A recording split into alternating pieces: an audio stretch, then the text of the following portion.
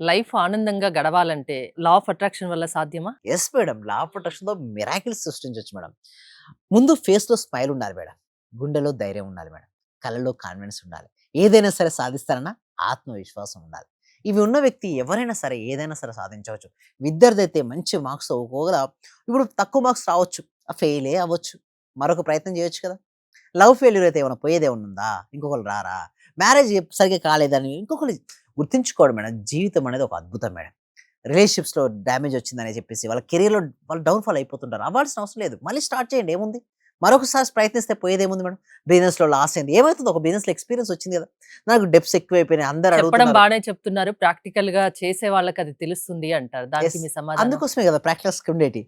Theory అనేది మనం ఇక్కడ డిస్కస్ చేసింది ప్రాక్టికల్‌గా నేర్పించడం కోసమే మన ప్రాక్టీసెస్ ఉండేటియి. Every day morning 6 AM to 7 నడిపించేది కూడా దానికోసమే మేడం. సో థియరీ కాదు. రండి ప్రాక్టికల్‌గా అనుభూతి చెందండి. ఎవరు రావచ్చు? ఎవరైనా 8 రావచ్చా? సంవత్సరాల నుంచి ఉన్న వాళ్ళు ఎవరైనా మేడం 8 ఇయర్స్ నుంచి మొదలుకుంటే 80 ఇయర్స్ వరకు ఎవ్వరైనా రావచ్చు.